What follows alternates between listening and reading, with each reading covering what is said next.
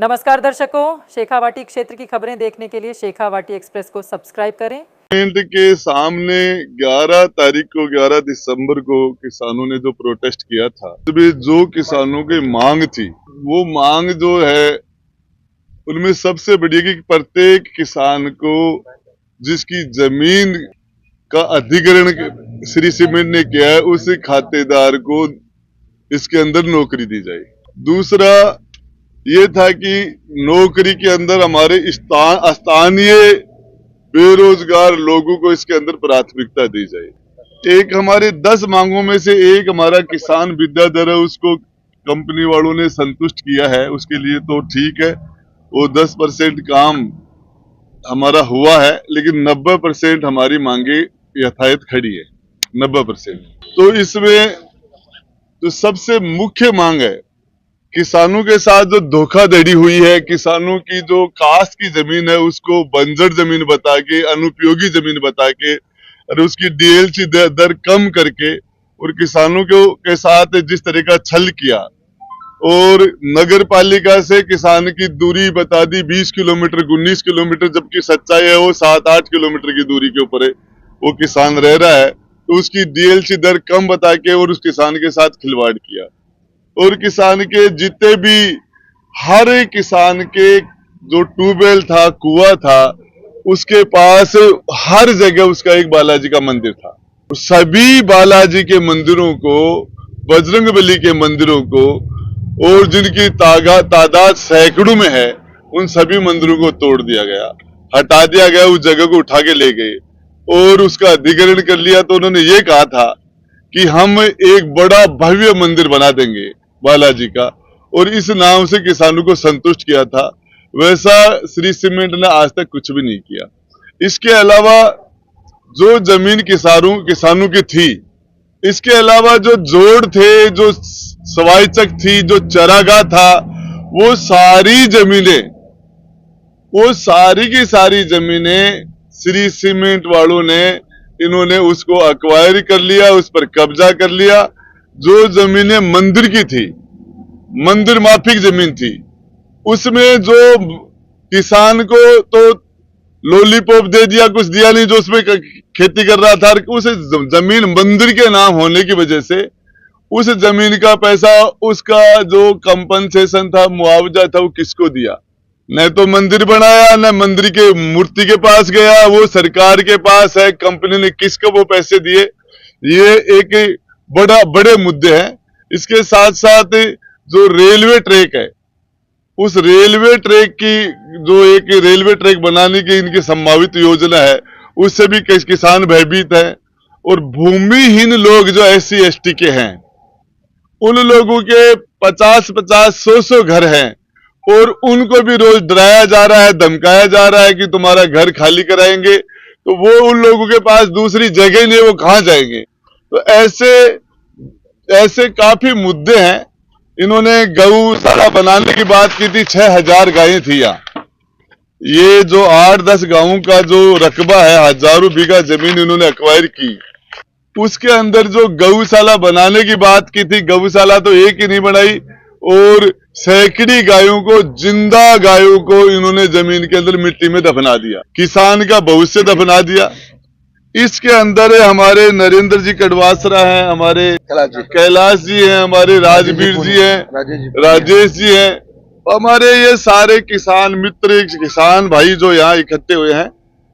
और इन्होंने एक अपनी जो मांग पत्र है, जो इनकी समस्याएं हैं, उनमें रेलवे लाइन की जो समस्या है, लोकल किसानों जो नौजवान है उनको रोजगार की समस्या है, काश्तकार की जमीन जिस टाइम में अधिग्रहित की गई और उसके बाद में उसको मुआवजा नहीं दिया, तो उस टाइम का नहीं, वो आज का मुआवजा मांग रहा है। ये झगड़े हैं।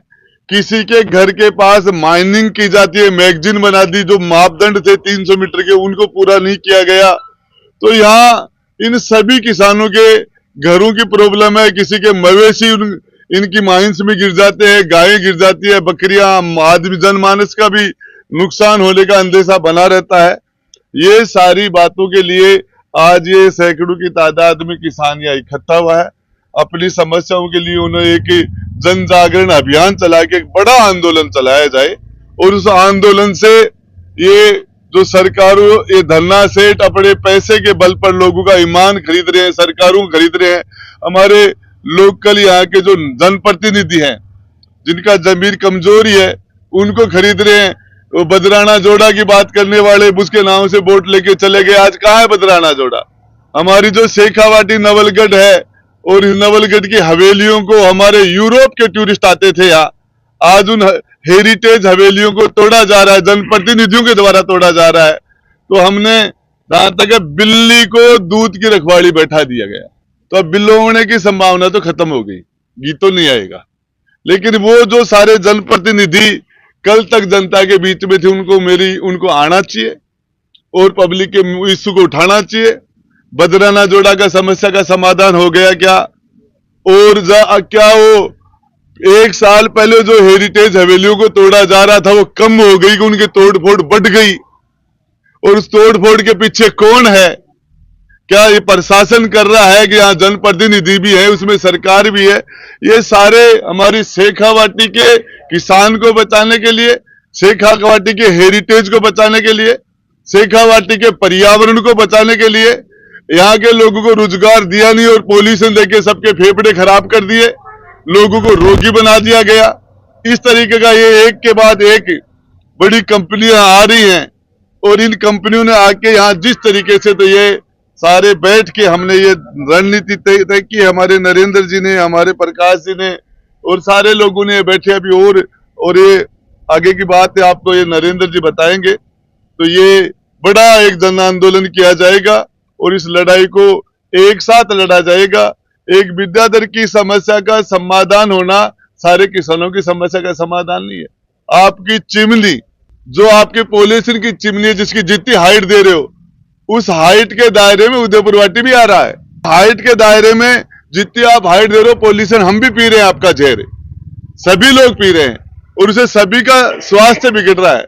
लोग उम्मीद कर रहे थे कि यहाँ इंडस्ट्री आ रही है, उद्योग आ रहा है, लोगों को रोजगार मिलेगा, लोगों को धक्के मिले हैं और धोखे मिले हैं, विश्वासघात मिला है।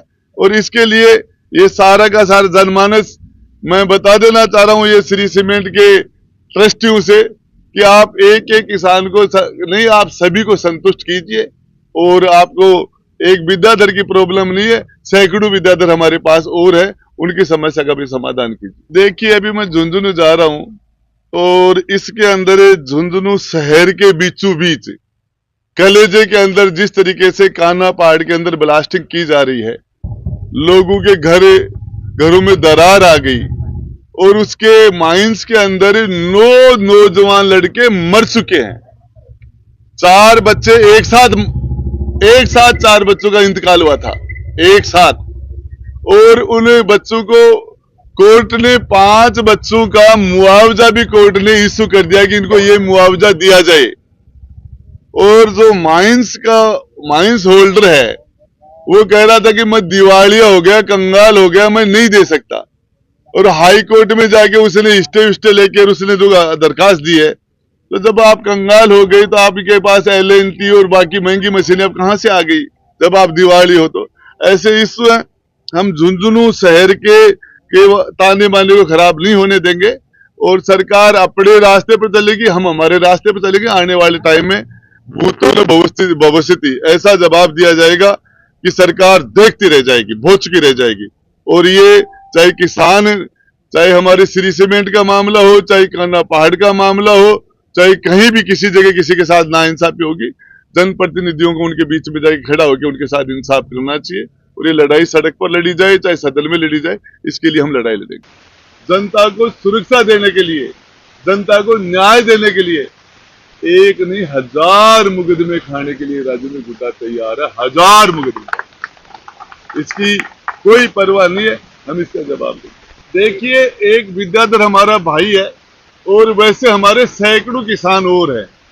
वो हमारी एक विद्याधर को जो समस्या का समाधान हो गया, इसके लिए हमारे आंदोलन की जीत हुई। जो 11 तारीख को हमने प्रोटेस्ट किया, उस प्रोटेस्ट के सामने पहले विद्याधर को उठा के जिस तरह की तानाशाही की जा रही थी और जिस तरीके से जबरन उसके साथ जिस तरह का बर्ताव किया जा रहा था, हमारे सारे किसान भाइयों ने जो प्रोटेस्ट किया उसकी जीत हुई, विद्याधर को न्याय मिला, बचे हुए लोगों को न्याय फिर मिले। मैं आपको बताना चाह रहा हूँ, भाजपा जो 1 साल कार्यकाल पूरा करने का जश्न मना रही है, यहाँ झुंझुनू के अंदर जिंदे लोगों का पोस्टमार्टम करके उसको डीप फ्रीज में बर्फ में डाल दिया जाता है।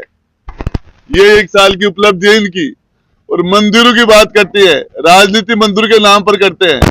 मैं बताना चाह रहा हूँ, संभल के अंदर कह रहे एक मंदिर मिला, 40 साल से बंद था। मैं वहां के अखिलियत और मुस्लिमों को धन्यवाद देना चाहता हूँ। उस मंदिर में वहां के लोग चले गए, कैसे गए उसका मुझे पता नहीं है, लेकिन मैं आपको बता देना चाहता हूँ, उस मंदिर में चाहे हमारे हनुमान जी हो, चाहे हमारे शंकर भगवान हो, चाहे हमारा शिवालय हो, सारे के सारे बिल्कुल 40 साल तक सुरक्षित रहे।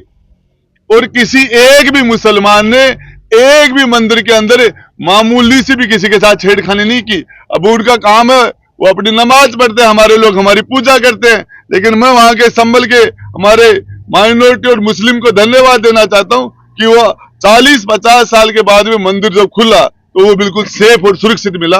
वो हमारे आस्था के केंद्र, चाहे हमारे बजरंगबली महाराज हो, चाहे हमारा शंकर भगवान हो, उसका मुस्लिमों ने सम्मान किया। हम हमारे शेखावाटी का ताना बाना खराब नहीं होने देंगे। हम किसी जनप्रतिनिधि की जागीर नहीं है, ये डॉक्टर राजकुमार शर्मा की जागीर है, नहीं विक्रम जाखड़ की है, ये उनकी जागीर नहीं है। शेखावाटी हमारे हजारों साल से हमारे पूर्वजों की जो धरोहर है, हमारी हेरिटेज हवेलियां हैं, यहाँ का जो हेरिटेज हमारा है, हमारा पर्यावरण है, हमारी देव देवता है, हमारे लोगों का, तो ये हम खराब नहीं होने देंगे। 5 जनवरी को बड़ा प्रदर्शन है श्री सीमेंट के सामने, और एक 17 जनवरी को ये डालमिया सीमेंट फैक्ट्री के जो जनसुनवाई हो रही है पर्यावरण की, उसके खिलाफ भी हम कोटड़ा में इकट्ठे होंगे। ये हमारे 2 प्रदर्शन होंगे। देखिए, हमारा काम है उनका विरोध करना, और सरकार का काम है उनको एनओसी देना, तो हम तो विरोध करेंगे। अब सरकार की इच्छा है, वो देखो जो स्थानीय किसान है और जो स्थानीय लोग हैं उनकी नहीं सुनती है, और उनको धन्ना शेट्टू को एनओसी देती है, वो तो देती रहेगी। लेकिन हम हमारी जनता की आवाज को हम ऐसे उठाते रहेंगे। हमारी 5 तारीख को 5 जनवरी 2025 को हम नई साल से श्री सीमेंट फैक्ट्री पर फिर एक बड़ा आंदोलन करेंगे, युवाओं को रोजगार के लिए और किसानों के अन्य मुद्दों को लेकर बड़ा आंदोलन करेंगे। इसमें गांव-गांव जाएंगे, और रेल लाइन जो आ रही है उसके विरोध में भी 5 तारीख को इसको भी सभी शामिल किया है। तो जो क्षेत्र में जो भी जितने मुद्दे हैं उनको एक साथ लड़ा जाएगा। और फिर 17 तारीख को फिर वो जो डालमिया सीमेंट की फैक्ट्री आ रही है उसके एनओसी के बारे में, पर्यावरण के बारे में जो मीटिंग है उसका भी हम विरोध करेंगे। दूसरी बात, मैं कल से सुन रहा हूँ फेसबुक पे कि जो वर्तमान विधायक है वो बोल रहा है कि वहां नोटंकी कर रहे हैं। अरे किसान के साथ से 2 महीने से दर ठोकरे भटक खा रहा था विद्याधर यादव। आज हमने हमारे जो विधायक जी है, पूर्व विधायक जी राजेंद्र जी गुड्डा, उसके समर्थन में हम सभी किसान एकत्रित हुए और उसको कंपनी को डायरेक्ट चेतावनी दी कि 7 दिन में या तो समझौता कर ले किसान के साथ में, उसको राजी कर ले, नहीं अन्यथा आर पार की लड़ाई लड़ेंगे। तो उस कंपनी डर के किसान के साथ में समझौता कर लिया। तो उसमें क्या हो गया भैया, तो अच्छी बात है, किसान राज्य हो गया, किसान ने पैसा मिल गया, खरीद दिक्कत आ गई। पर लेकिन एक बेतुका जो बयान दे विधायक, भाभी का शोभा कौन दे, क्योंकि विधायक बने बिकले हो, बदनाम सीमेंट फैक्ट्री जो मुद्दा लेकर जनता बीच में गए हो और जनता नकारे हो भाई, पूरा जो विधायक हो भी नकारे हो कि भाई वो अपने बल्लों के रखो, और मंदिरा पर चढ़ सौगन खाई कि मैं 7 तरसा करूंगा तन मन धन से, तारी एक ईंट भी कोनी हाल बात दूंगा। वह पूरा मंदिर धैस नैस कर दिया, अब मकान तोड़ दिया, गाय भी का सामने तोड़े जा रहे हैं। वो भी आपका मुंडा आ खरे कि नाजू को बड़े नोटंकी हो रही है। अरे यार, किसानों की बात तो मान ले, वो तो तेरा मन मौजिया कर, तू हेली तोड़वा है, चाहे टंकी तोड़वा दे, तन तोड़वा तोड़वा ले, कोई दिक्कत नहीं, पर लेकिन कम से कम आ तो शर्म कर, किसान 12 मतों की बात नहीं बोलनी चाहिए।